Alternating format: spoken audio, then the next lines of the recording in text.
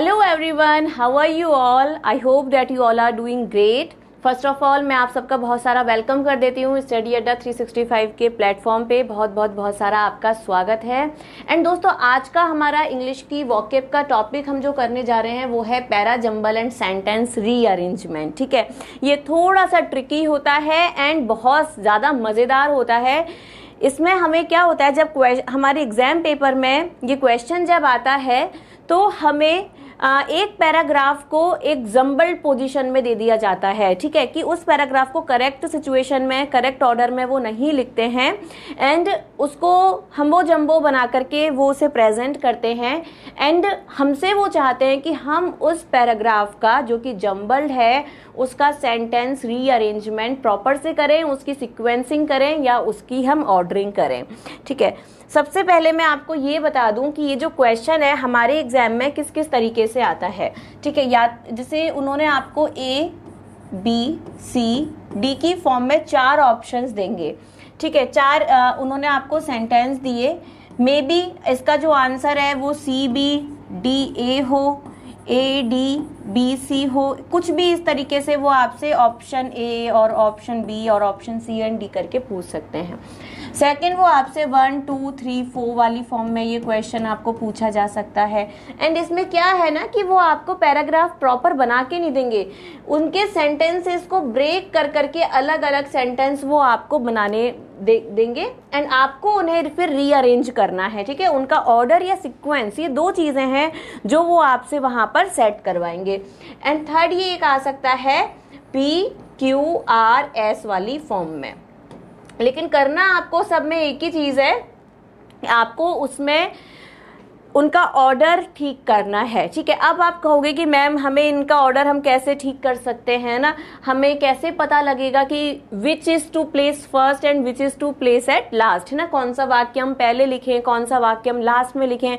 क्योंकि अगर हमने इसमें जरा सी भी मिस्टेक कर दी तो पूरे सेंटेंस का मीनिंग अर्थ का अनर्थ वाली बात हो जाएगी, है ना। तो अर्थ का अनर्थ हमें नहीं करना है, वहां जो उन्होंने ऑलरेडी अनर्थ किया हुआ है ना, जो ब्लंडर उन्होंने किया हुआ है, हमें उसे सही मीनिंग में, सही अर्थ में हमें उसे सेट करना है। अब ठीक है, अब इसमें पैरा जंबल या रीअरेंजिंग जब हम करते हैं किसी सेंटेंसेस की या पैराग्राफ की, तो उसमें हमारे पास कुछ चीजें होती हैं कि हमें किन चीजों पे ज्यादा ध्यान देना है। Things to work on.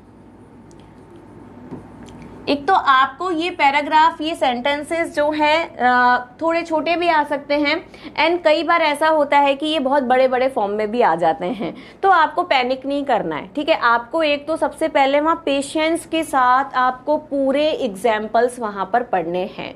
ठीक है, पेशेंस रखना, ये नहीं कि मैं क्या करूँ इसमें क्या ना करूँ, बहुत ज्यादा लंबी चौड़ी लाइन्स देख करके कंफ्यूज नहीं होना एग्जाम में। या अगर कुछ ऐसा आ गया जिसका मीनिंग आपको एक्यूरेट नहीं आ पा रहा है तो भी कंफ्यूज नहीं होना। हो सकता है आपको मीनिंग ना आए, लेकिन अगर आपको ये कुछ ट्रिक्स जो आती हैं जो मैं बताने जा रही हूं, तो इनसे आपके पूरा क्वेश्चन आप अच्छे से सॉल्व कर सकते हो। ठीक है, सो सबसे पहले तो इसमें आपको जो करना है वो ये है, read all the parts carefully. ठीक है, केयरफुली, बहुत अच्छे से आपको इसके सारे पार्ट्स करने हैं। ठीक है, पढ़ने हैं, पेशेंस के साथ पढ़ने हैं। सेकंड, जब आप इसके सारे पार्ट्स पढ़ लोगे बेटा, तो आपको एक स्टोरी मिलेगी, एक आइडिया मिलेगा कि ये पैराग्राफ ना ये हमसे क्या कह रहा है। अगर ये छोटा है और अगर इसके इजी वर्ड्स हैं तो आपके लिए इसकी स्टोरी फाइंड आउट करना, इसका मीनिंग फाइंड आउट करना, इसको कनेक्ट करना बहुत ही आसान हो जाएगा। ठीक है, so try to get the idea. जब आप उसे पूरा पढ़ लोगे तो आपको उसका एक आइडिया मिल जाएगा कि ये हमसे कहना क्या चाह रहा है ना। ये कह सकते हैं फिर हम इसे स्टोरी, कई बार स्टोरी भी आ जाती है, कोई इंसिडेंट आ जाता है तो वो स्टोरी आप समझने की कोशिश करना। ठीक है, अब जब आपने उसका स्टोरी पढ़ लिया, इसके बाद आप क्या करोगे, कुछ चीजें ऐसी होती हैं जो कि सेंटेंस के बिगिनिंग में आती हैं एंड कुछ चीजें ऐसी होती हैं बेटा जो कभी भी सेंटेंस के बिगिनिंग में नहीं आती हैं। ठीक है, सो आपको वो मैं अभी आपको बताऊंगी, लेकिन जो भी चीज ऐसी है उन्हें आपको एलिमिनेट कर देना है। Eliminate which can't be first और लास्ट। जो सबसे पहले नहीं आ सकता या तो सबसे बाद में नहीं आ सकता उसे आप पहले ही खत्म कर दो। अगर इंटेरोगेटिव सेंटेंस नहीं है और पैरा जंबल का कोई सेंटेंस अगर हेल्पिंग वर्ब से स्टार्ट है और लास्ट में क्वेश्चन मार्क अगर नहीं है तो आप हेल्पिंग वर्ब से स्टार्ट होने वाले सेंटेंस को पहले ही हटा दोगे। कॉन्जंक्शन से हमारे सेंटेंसेस स्टार्ट नहीं होते हैं, है ना, बहुत ही रेयर सिचुएशन ऐसी होती है, सो आप उनको भी एलिमिनेट कर सकते हो। ठीक है, एडजेक्टिव से कभी हमारा सेंटेंस स्टार्ट नहीं होगा, है ना। आ गुड बॉय हम कहते हैं, गुड बॉय से सेंटेंस स्टार्ट हमारा नहीं होगा। तो ये कुछ चीजें जो आपको फर्स्ट और लास्ट में नहीं आ सकती हैं। ठीक है, जैसे लास्ट में हमारे पास क्या आएगा, ऑब्जेक्ट आएगा, है ना। इनिशियली हमारे पास क्या आता है, सब्जेक्ट आता है। ठीक है, तो इस तरीके से आप एलिमिनेट कर सकते हो कि हाँ ये चीज पहले आ जाएगी, ये चीज नहीं आएगी। वो मैं अभी आपको एग्जाम्पल के साथ भी बताऊंगी। ठीक है, एंड इसके बाद जो फोर्थ पॉइंट है जो कि बहुत ज्यादा क्रूशियल है, ये है कि जब आपको स्टोरी मिली, आपको आइडिया मिला, उसके बाद आपने एलिमिनेट कर दिया, और एलिमिनेट करने के बाद जब आपने उनको सेट कर दिया तो रीरीड योर ऑर्डर या फिर सीक्वेंस, कि जो आपने सेट किया है उसको आप एक बार रीड आउट करो कि क्या ये सही मीनिंग दे रहा है, क्या ये सही मीनिंग दे रहा है, क्या ये मीनिंगफुल है ना। इस तरीके से आप उसे रीड आउट करके, तो ये 4 चीजें हैं जो कि बेटू अगर आप कर लेते हो, है ना, आप जब ये क्वेश्चन सॉल्व करोगे तो आपका जो आंसर है ना वो डेफिनेटली करेक्ट आएगा। ठीक है, इससे अलग जो हमें एक चीज ध्यान रखनी है, basic structure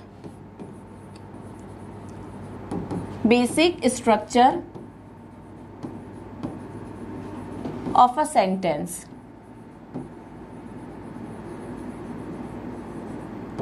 basic structure of a sentence.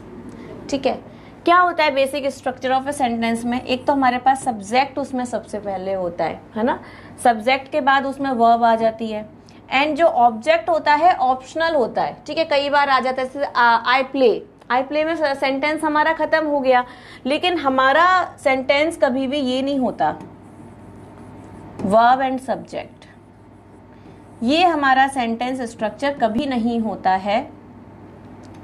ये है जो कि हमारा सेंटेंस स्ट्रक्चर है। ठीक है, अगर मैं आपके सामने एक सेंटेंस लिखती हूं, मैं खाना खाती हूं। ठीक है, सो खाती हूं,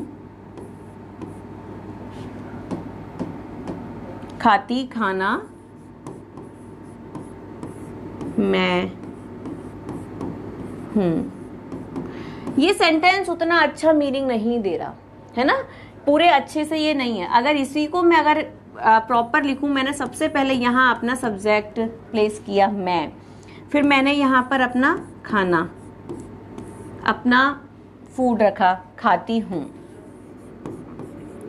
उसके बाद मैंने अपनी वर्ब, एंड ये मेरा सेंटेंस खत्म हो गया, मैं खाना खाती हूँ। ठीक है, आई ईट फूड। अगर मैं इसमें आपको दे दूं फूड, ईट, आई, तो आप इसे कैसे सेट करोगे, है ना। सबसे पहले आप अपने सब्जेक्ट को रखोगे, फिर आप अपनी वर्ब को रखोगे, एंड उसके बाद में आप अपने ऑब्जेक्ट को रखोगे। हिंदी और इंग्लिश में थोड़ा सा सेंटेंस स्ट्रक्चर का जो फॉर्मेशन है ना वो थोड़ा सा डिफरेंट होता है, लेकिन आपको कंफ्यूज नहीं होना। ये जो बेसिक स्ट्रक्चर ऑफ सेंटेंस है ना, ये आपको बेटा ध्यान में रखना है। इससे अलग कुछ पर्टिकुलर टिप्स हैं जो कि ग्रामर की हैं, हमने हमारे पहले के वीडियोस में भी उनको किया है, कि जो हमारा सेंटेंस है ना वो कुछ रूल्स हैं ग्रामर के, और उन्हीं के साथ में वो सेंटेंस बनता है। ठीक है, अगर हमारा सेंटेंस या तो एक्टिव में होगा या फिर हमारा सेंटेंस जो है पैसिव में होगा, दो ही तरीके से सेंटेंस बनते हैं हमारे। ठीक है, अगर हमारा सेंटेंस पैसिव में है तो हमारा नॉन वर्किंग सब्जेक्ट जो है सबसे आगे आ जाएगा, एंड पैसिव में क्या होता है, वर्ब की थर्ड फॉर्म लगती है, बाय आ जाता है। इस तरीके से आप आइडेंटिफाई कर सकते हो कि जो बाय वाला सेंटेंस है ना, फिर आप उसे सबसे लास्ट में रखोगे, है ना। एंड अगर पैसिव आपको पता लग रहा है, a letter is written by me, है ना। अ लेटर इज रिटन अगर है तो अ लेटर क्या है, नॉन वर्किंग हमारा सब्जेक्ट है, यानी सेंटेंस पैसिव का है। पैसिव का सेंटेंस है तो वर्ब के बाद जो हमारा सब्जेक्ट है उसके बाद क्या होगा, वर्ब की थर्ड फॉर्म आएगी, ठीक है। और अगर हमारा एक्टिव में सब्जेक्ट हो तो नॉर्मल सब्जेक्ट, वर्ब, ऑब्जेक्ट और एनी अदर थिंग उसमें हमारा आ जाएगा, ठीक है। इसके अलावा अगर टू है तो टू के बाद आप देखोगे कि क्या सेंटेंस में जो आपके ऑप्शन में क्या दिया हुआ है बेटा, है ना। तो टू के बाद अगर बी है, अगर आपको बी दिख रहा है तो आप उसके बाद में क्या कनेक्ट करोगे, वर्ब की थर्ड फॉर्म वाला सेंटेंस आप कनेक्ट करोगे। लेकिन अगर टू के बाद दूसरे सेंटेंस में अगर वर्ब फर्स्ट है तो टू के साथ हम वर्ब फर्स्ट लगाते हैं, तो टू के साथ आप बेटा क्या कनेक्ट करोगे, वर्ब फर्स्ट को कनेक्ट करोगे।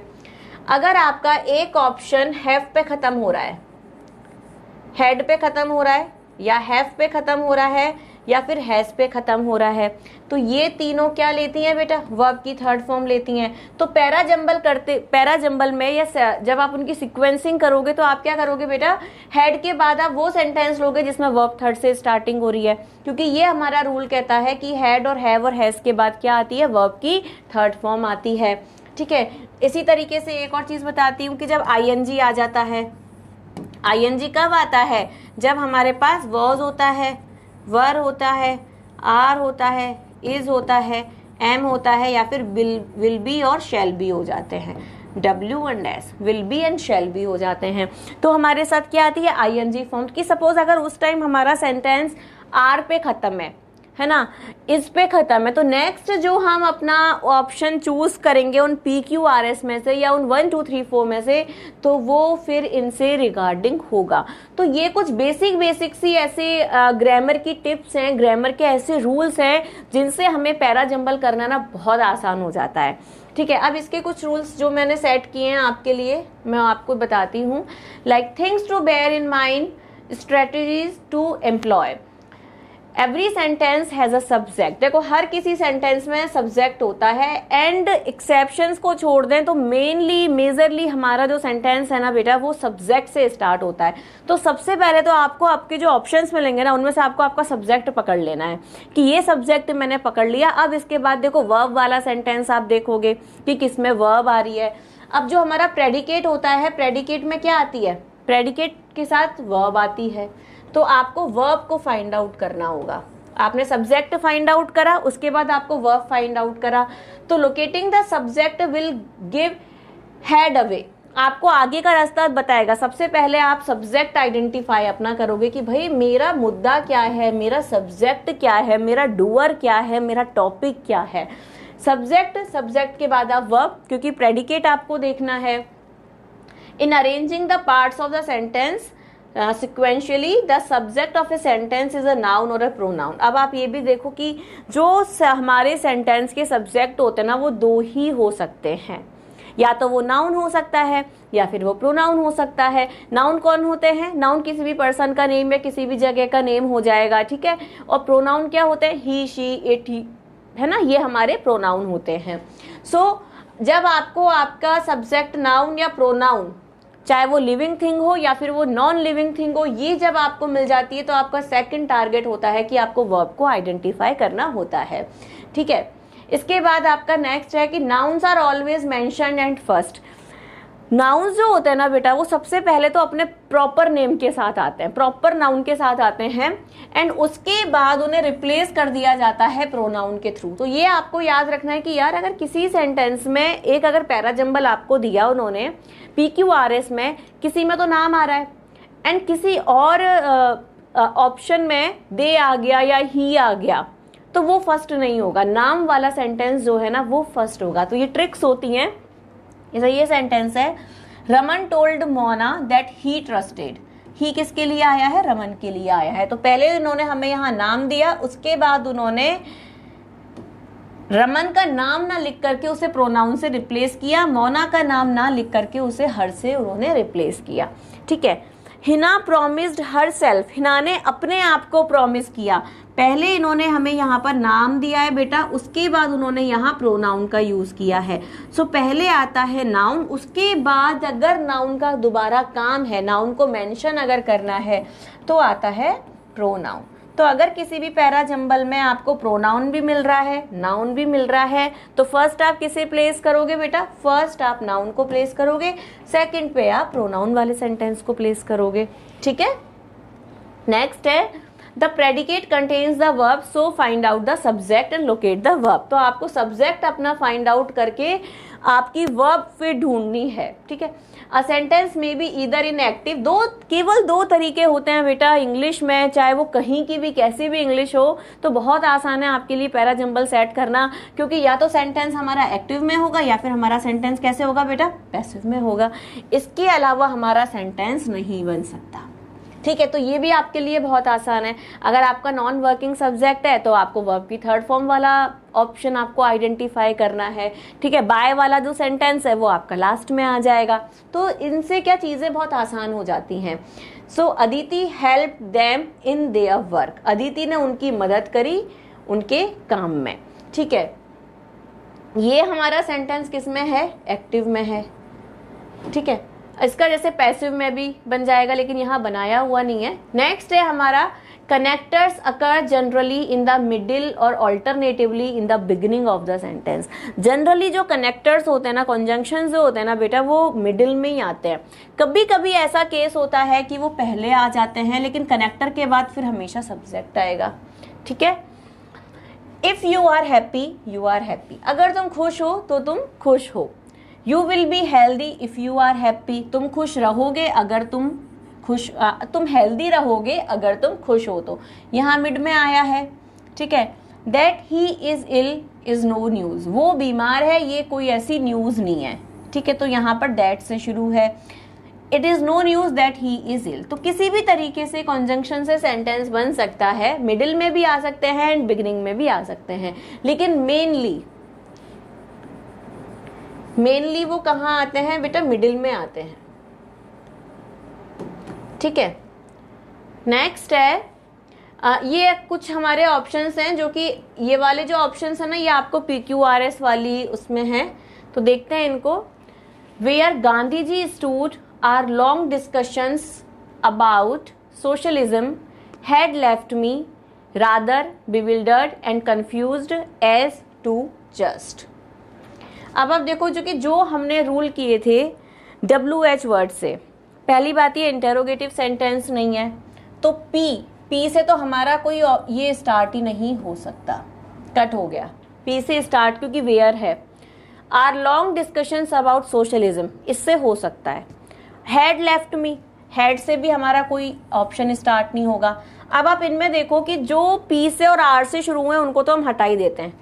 P से ये वाला शुरू है, A को हमने कट कर दिया। P से ही ये वाला शुरू है, इसे भी हमने कट कर दिया। अब यहाँ पर स्टार्ट करा है एक Q से और एक S से। S वाला, Q वाला देखते हैं। Q वाला तो R है, R में हमारे पास यहाँ पर सब्जेक्ट है, ये हो सकता है। S क्या है? रादर बिविल्डर्ड, तो S भी हमारा नहीं होगा। एस वाला ऑप्शन काटो।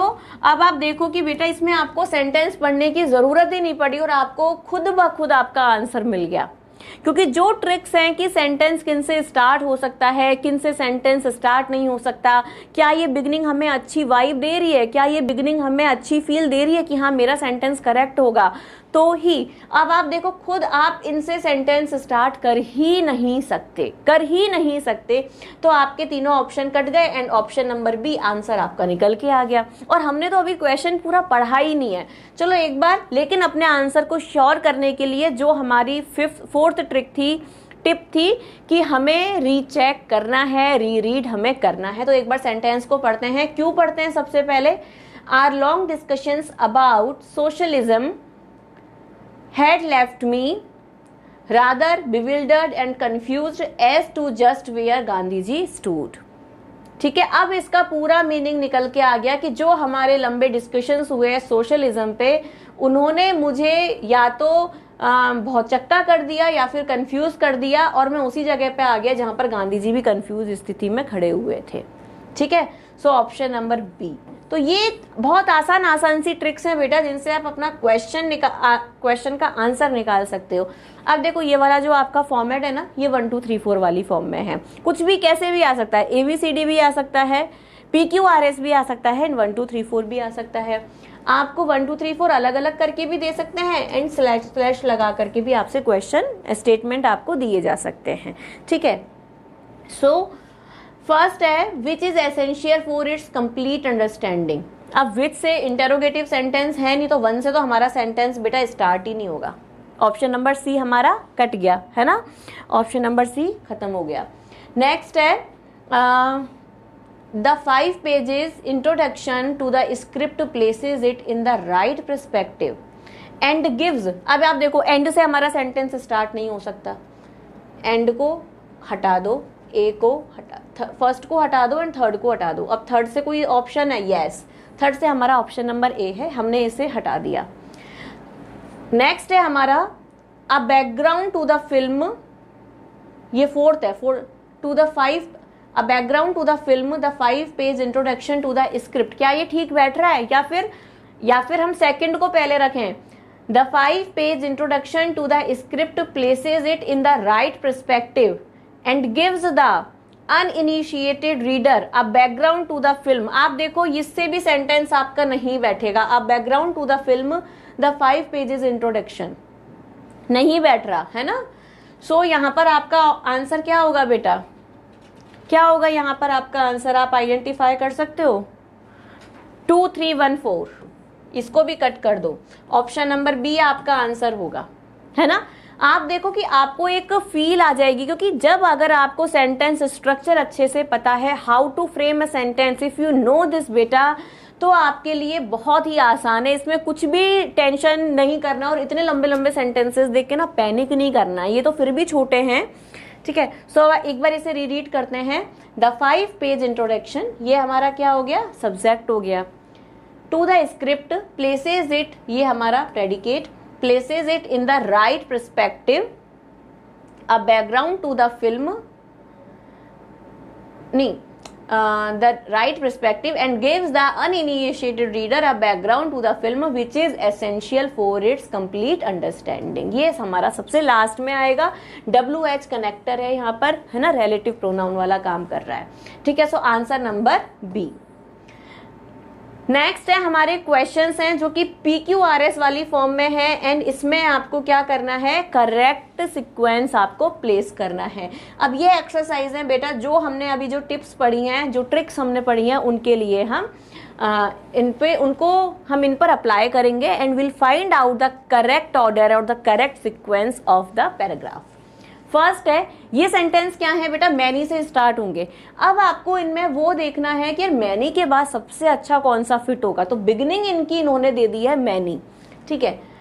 Many way to fuel growth, many economists argue that, many and alleviate. अब मैनी के बाद तुरंत तो एंड नहीं आएगा ना, तो ये हमारा कट हो गया। अब आर वाला ऑप्शन बी कट हो गया, आर से ये शुरू है, ये कट हो गया। कितना आसान हो गया, अभी हमने पूरा पढ़ा ही नहीं है और देखो कितना इजी ये हो गया। अब हमारे पास 2 ऑप्शन बचते हैं। फर्स्ट है QPSR एंड सी है हमारा QSPR। तो पहले QP पढ़ते हैं। Many economists argue that free trade is a magic bullet, the quickest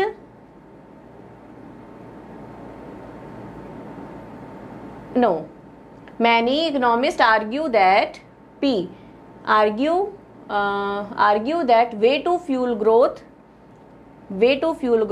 free trade is a magic। तो ये वाला हमारा कुछ ठीक नहीं बैठ रहा है। जब हम इस सेंटेंस को पढ़ रहे हैं ना QPSR से, तो ये हमारा क्या है ना बेटा, ठीक ही नहीं बैठ रहा है। तो इसको भी हम हटा देंगे और हमारा आंसर क्या आया? सी, ऑप्शन नंबर सी। अब आप इसको एक बार रीरीड करो क्रॉस चेक करने के लिए। QSPR, ठीक है। Many economists argue that free trade is a magic bullet, the quickest way to fuel growth and alleviate poverty। ठीक है। अब आ गया हमारा प्रॉपर सेंटेंस, इसमें निकल के आ गया, प्रॉपर सेंटेंस का हमारा मीनिंग निकल के आ गया, ठीक है। नेक्स्ट है हमारा, नेक्स्ट में भी हमें बिगिनिंग इनमें दे रखी है ना, एज अ। अब एज ए के बाद हमें देखना है कि एज ए के बाद हम क्या इसमें सेट कर सकते हैं।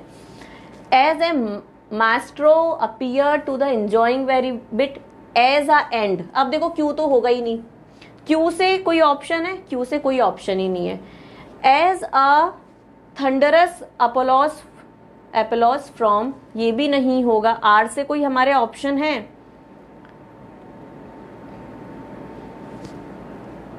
एज अ एन, ये भी नहीं होगा। क्या हो सकता है इसका answer?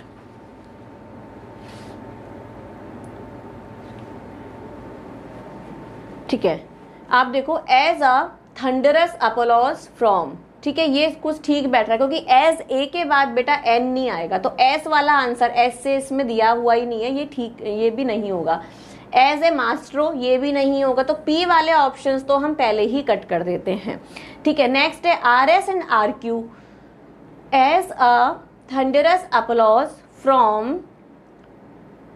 From an appreciative audience, R के बाद हमने एस पढ़ा एंड ये हमारा आंसर यहाँ पर ठीक जा रहा है। ठीक है, तो ये भी हमारा कट हो जाएगा। एक बार फिर से पूरा इसे पढ़ते हैं। As a thunderous applause from an appreciative audience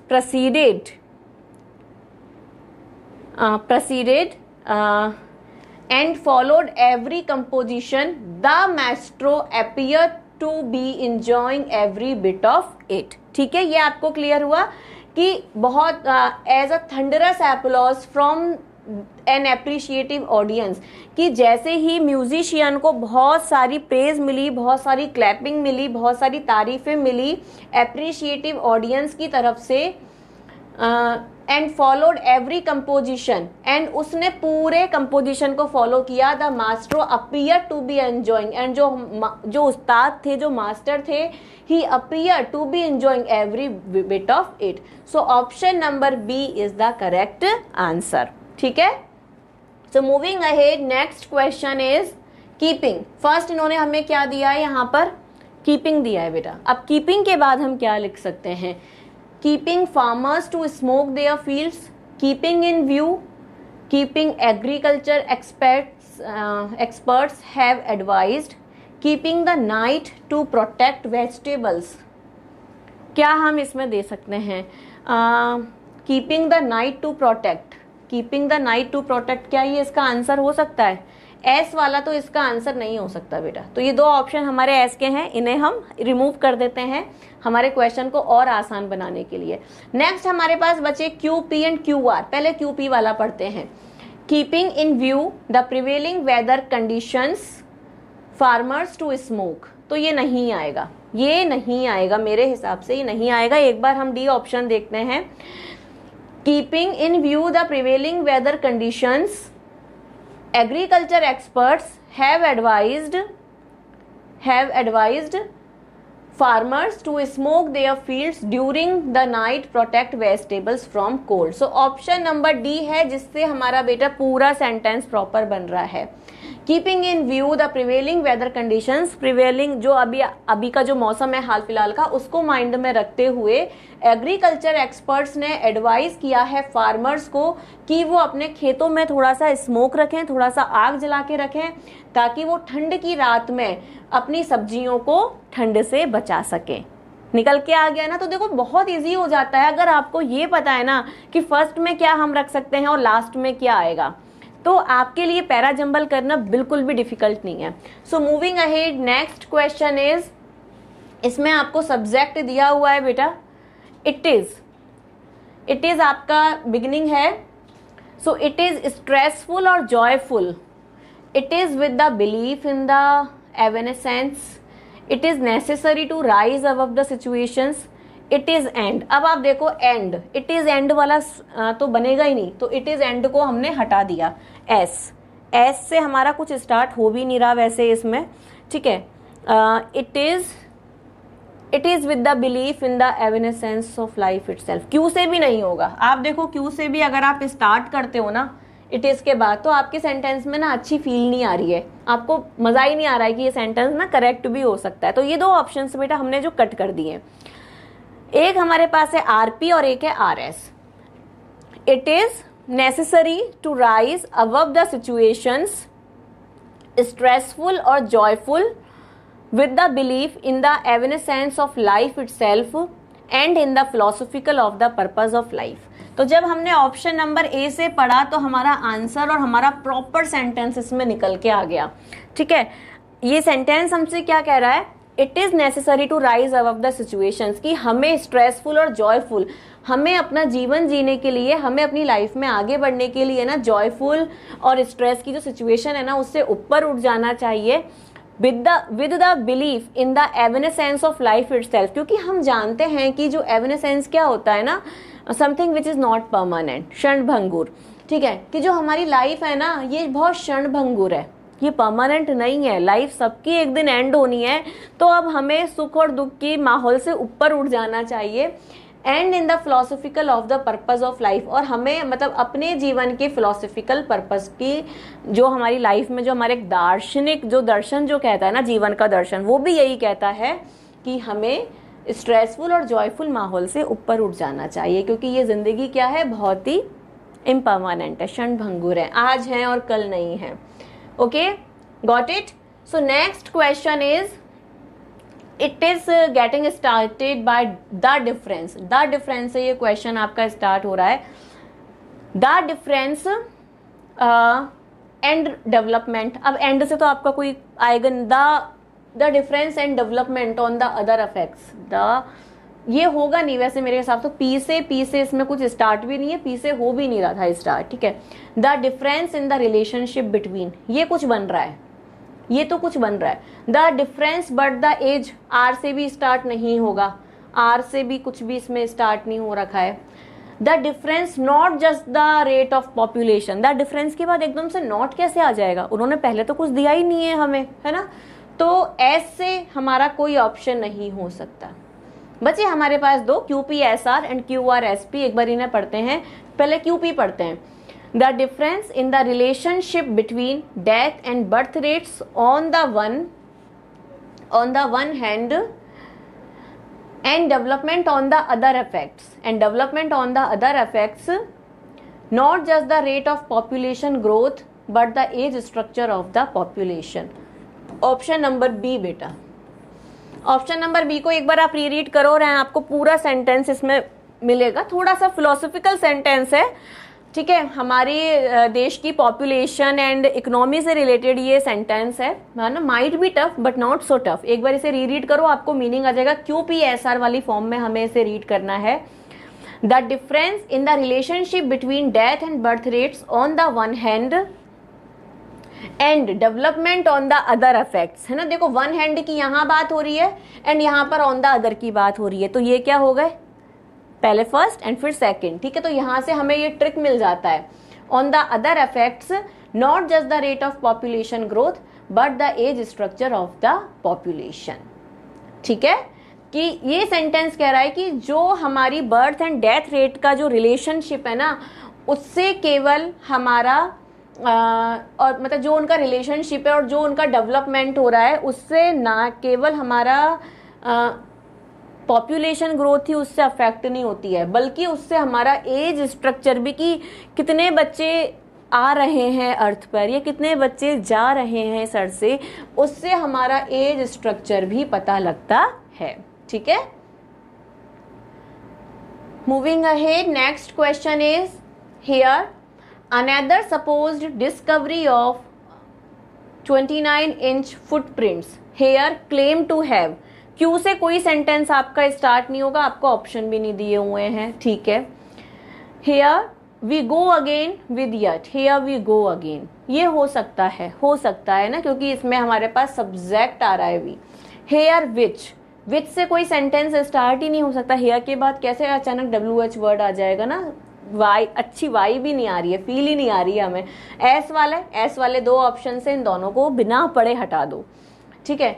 so हमारे पास RQSP बचा और RPSQ बचा, तो पहले हम RQSP पढ़ते हैं। Here we go again with yet claim to have, with yet claim to have नहीं होगा, येट के बाद अनदर आएगा बेटा, येट अनदर, है ना। येट अनदर एक फ्रेज है जो कि साथ में आती है, तो आप इसको भी ना पढ़ो, ये आएगा ऑप्शन नंबर सी। आप देखो सेंटेंस आप पूरा पढ़ ही नहीं रहे हो, बस आपको वाइब आ जाती है कि हाँ यार ये पैराग्राफ हमारा सही बैठ रहा है। RPSQ को पढ़ते हैं एक बार। Here we go again with yet another supposed discovery of 29 inch footprints which a group of amateur anthropologist claim to have found in Kerala. Yes, claim to have found in Kerala, ये हमारा लास्ट हो जाएगा। तो यहां पर सेंटेंस क्या कह रहा है, ये ना सेंटेंस का मीनिंग है कि Here we go again, हम दोबारा जाते हैं, yet another supposed discovery, जो कि 29 इंच फुटप्रिंट्स की दूसरी डिस्कवरी हुई है, जो कि एक एमेच्योर एंथ्रोपोलॉजिस्ट के ग्रुप ने केरला में की है। तो हम उन 29 इंच का फुटप्रिंट देखने हम दोबारा जा रहे हैं कि भाई वो जो फुटप्रिंट है ना वो किसका है। ठीक है, तो इस तरीके की छोटी छोटे इंसिडेंट या स्टोरीज आपके पैराग्राफ में आएंगी बेटा, या तो इंसिडेंट्स होंगे, स्टोरीज होंगी, है ना, या फिर कोई थॉट होगा। तो ये आपके एग्जाम में, या कोई पॉइंट है ना, जैसे लास्ट वाला जो था वो हमारे इकोनॉमी एंड इंटरनेशनल ग्रोथ से रिलेटेड हमारा पॉइंट था, नेशनल ग्रोथ से लेकर के हमारा पॉइंट था। तो ये कुछ पॉइंट्स लाइक फैक्ट्स होंगे जिन्हें आपको एक देखना है कि हाँ यार क्या मेरा सेंटेंस मीनिंगफुल बन रहा है, बस इतना सा ही है।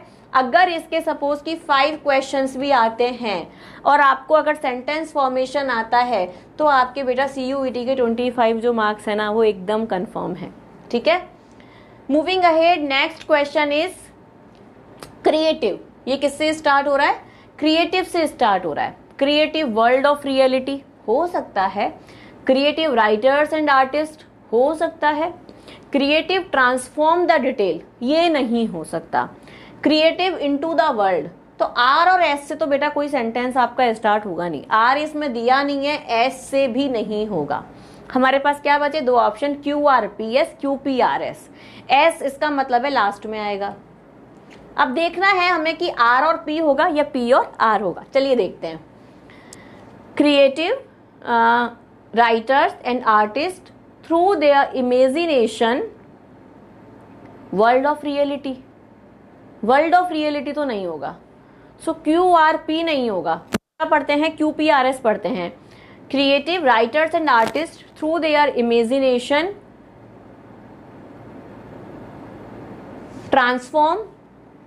transform the details of the world of reality into the world of art। क्या हुआ, ऑप्शन नंबर बी आ रहा है ना निकल के, ऑप्शन नंबर बी हमारा निकल के आया, यही आया ना। एक बार चलो भाई रीड कर लो, कहीं मुझसे भी मिस्टेक ना हो गई हो, मिस्टेक से mistake. Creative writers and artist through their imagination transform the details of the world of reality into the world of art। So option number B, option number B is the correct answer। आप देखो इसमें आपके sentence का अच्छे से meaning निकल के आ रहा है कि जो हमारे क्रिएटिव राइटर्स हैं एंड जो आर्टिस्ट हैं वो अपनी इमेजिनेशन से क्या करते हैं कि जो वर्ल्ड की जो रियलिटी है उन्हें ट्रांसफॉर्म कर देते हैं कला की दुनिया में। ठीक है, जो हमारी सच्चाइयाँ हैं, कहते हैं ना कि literature is a mirror of society, साहित्य क्या है, समाज का दर्पण है। तो वो जो हमारा जो वर्ल्ड की जो रियलिटी है ना उसे वर्ल्ड ऑफ आर्ट में कन्वर्ट कर देते हैं, यही उनका मैजिक होता है। So moving ahead, next question is question number 8। 10 against the state through the courts 10 of once. Q से तो कोई क्वेश्चन, क्यू से तो है भी नहीं एंड क्यू से आपका कोई सेंटेंस बन ही नहीं सकता। 10 द कोर्ट एम्फेसाइज्ड। ठीक है, 10 इज एस से भी नहीं स्टार्ट होगा, एस से इन्होंने दिया हुआ ही नहीं है। तो हमारे पास जो क्वेश्चन की बिगिनिंग है और एंडिंग है, आप देखो PR PR RP RP। ठीक है, अब है P से देखते हैं, 10 अगेंस्ट द स्टेट, ये हो सकता है क्या, 10 अगेंस्ट द स्टेट नहीं हो सकता, आई डोंट थिंक ये हो सकता है, P से नहीं होगा। तो P वाले दोनों ऑप्शंस आप हटा दो। ठीक है, 10 The court emphasized that the security is basic to a free society। नहीं, thus the security of one's privacy against arbitrary by the people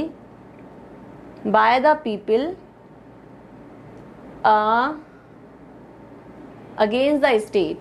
ठीक है, एक बार फिर से RSQP को पढ़ते हैं, RSQP। Thus the court emphasized that the security is basic to a free society and enforceable। ये भी नहीं बैठ रहा है, बी वाला ऑप्शन आपका सही नहीं बैठ रहा है। एक बार डी से हम रीड करते हैं, डी ही हमारे पास बचा है। Thus, the court emphasized that the security of one's privacy against arbitrary by the police is basic to a free society and enforceable against the state through the court. So, option number D आपका यहाँ पर correct answer है। ठीक है, option number D से जब हम इस पैराग्राफ को पढ़ते हैं तो इसका हमें क्लियर और अच्छे से मीनिंग हमें पता लग जाता है। ठीक है, आगे बढ़ते हैं। नेक्स्ट क्वेश्चन इज, जो कि शुरू हमारा होगा द प्रेफरेंस से। ठीक है, तो द प्रेफरेंस के बाद क्या आ सकता है?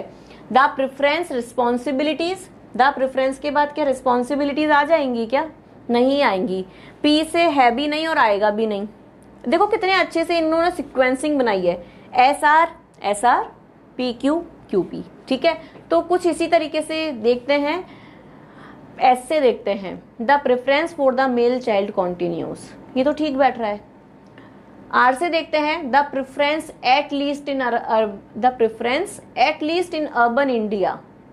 आर से नहीं बैठेगा, आई डोंट थिंक कि आर से ये बैठेगा, तो आर वाला बेटा हम कट कर देते हैं। ठीक है, एस क्यू और S P, the preference for the male child continues despite the fact that in a growing number of families, at least in urban India, daughters are taking on the responsibilities of looking after parents in their old age. क्या बैठ रहा है? Option number A ना। Option number A से हमारा sentence, हमारा paragraph option number A से सबसे अच्छा बैठ रहा है। एक बार रीड आउट करते हैं। The preference for the male child continuous, की जो मेल चाइल्ड की जो प्रेफरेंस है ना वो अभी भी मतलब है कि घर में लड़का ही होना चाहिए।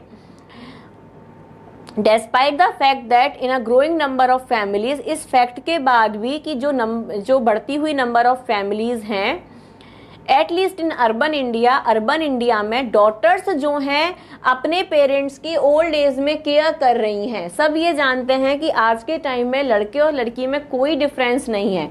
ठीक है, बेटियां भी अपने पेरेंट्स की जिम्मेदारी निभा रही हैं एंड उनका टेक केयर कर रही हैं उनकी ओल्ड एज में।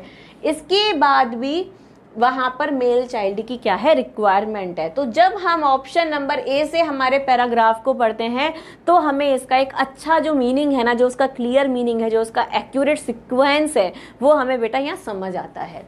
ठीक है, नेक्स्ट क्वेश्चन है हमारा, the procedure must give enough, हो सकता है the procedure must will understand, must के साथ विल आ जाएगा, तुरंत नहीं आएगा।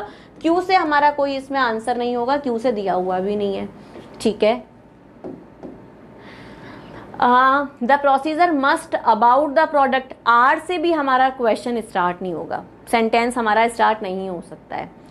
द प्रोड्यूसर मस्ट इन्फॉर्म, ये तो हो रहा है, मस्ट गिव इनफ। एक बार ऐसे पढ़ते हैं, the producer must inform the consumer of his product if he wants the consumer not only know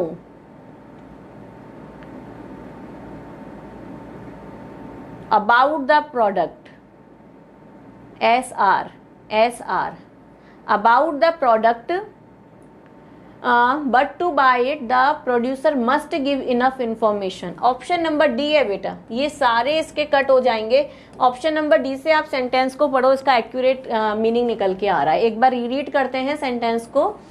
the producer must inform the consumer of his product, जो प्रोड्यूसर है उसे अपने कंज्यूमर को inform करना चाहिए अपने प्रोडक्ट के बारे में। If he wants the consumer, अगर वो ये चाहता है कि कंज्यूमर को पता लगे, not only know, as are, not only know about the product but to buy it, the producer must give extra enough information so that the consumer will understand how the product differs from the competition, कि उसे इतनी information देनी चाहिए अपने product पे कि वो केवल उसे खरीदे ही नहीं, जो बायर है वो केवल उसे परचेज ही ना करे, बल्कि वो ये डिफ्रेंशिएट भी कर सके कि कंपटीशन के इस दौर में और जो प्रोडक्ट आ रहे हैं उनसे ये किस तरीके से बेहतर है। तो हमेशा जो प्रोड्यूसर है उसे इनफ इंफॉर्मेशन अपने प्रोडक्ट की अपने कस्टमर को देनी चाहिए।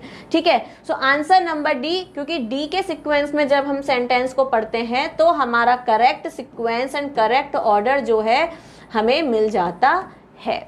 ठीक है, एक और इसका क्वेश्चन देखते हैं। द बिगोटेड क्या होते हैं? बिगोटेड होते हैं जो कि कट्टरपंथी होते हैं ना, कट्टरपंथी को कहते हैं। The bigoted reality that additional hands also mean additional mouths to feed, clothe and house. The bigoted in order to, क्यों से तो इसका कोई ऑप्शन होगा नहीं, इसमें से एक ऑप्शन मिसिंग है बेटा, ए बी सी ही मैं यहाँ देख पा रही हूँ। एंड इसका जो फोर्थ ऑप्शन होगा वो हम लिख सकते हैं P Q R and S. ये ऑप्शन हमने लिख दिया, दिस इट वॉज मिसिंग। ठीक है, सो यहाँ पर जो हमारा है the bigoted in order to, Q से तो देखो कुछ भी स्टार्ट नहीं होगा। द बायगॉटेड रियलिटी, रियलिटी से भी स्टार्ट नहीं होगा। एस पी से भी इसका आंसर नहीं आएगा।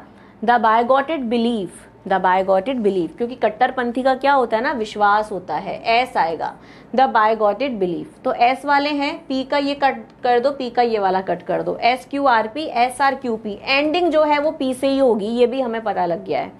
ठीक है, दोनों में पी है, दोनों की बिगिनिंग में है। पहले क्यू वाला देखते हैं। The bigoted believe that the more the merrier has done immense harm not only to the national interest but also to those families which reality that additional hands also mean additional, ये कुछ इसका meaning ठीक नहीं बैठ रहा है बेटा। एक बार इसे कट करके ना हम सी ऑप्शन से इसे पढ़ते हैं।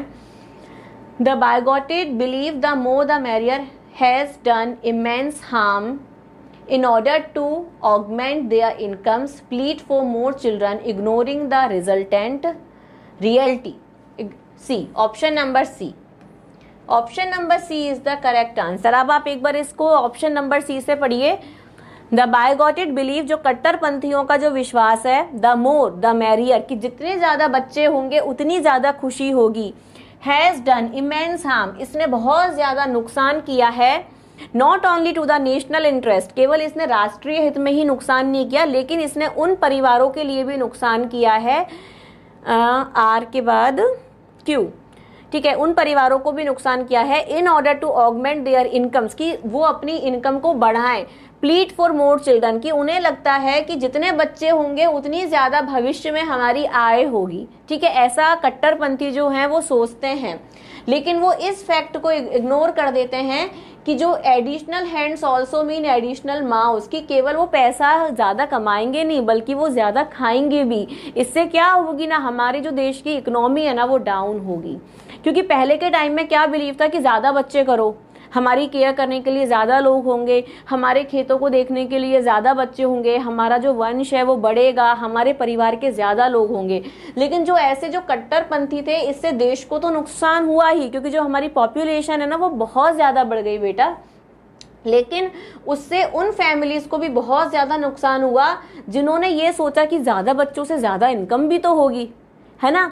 और उन्होंने इस फैक्ट को इग्नोर कर दिया कि भाई जितने ज्यादा हाथ होंगे उतने ज्यादा मुंह भी तो होंगे ना, उनको आपको इनिशियली उनका पेट भी तो भरना पड़ेगा। सो ये हमारी international economy and national economy and national population के रिगार्डिंग ये सेंटेंस है।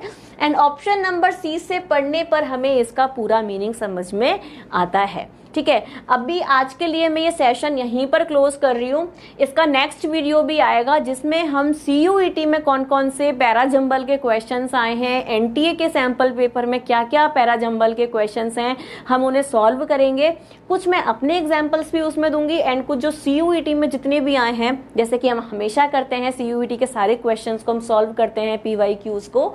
तो नेक्स्ट वीडियो में हम वो करेंगे ठीक है। सो नेक्स्ट वीडियो को ज़रूर देखना। आई होप कि आज जो ट्रिक्स मैंने आपको बताई थी ये आपके लिए बहुत ही हेल्पफुल होंगी, एंड जो 11 एग्जाम्पल्स आज हमने किए हैं इनसे भी आपको बहुत हेल्प मिलेगी पैराजंबल एंड सेंटेंस रीअरेंजमेंट में। So thanks for today, this was it. See you in the next video with some wonderful content. Thank you so much, bye bye.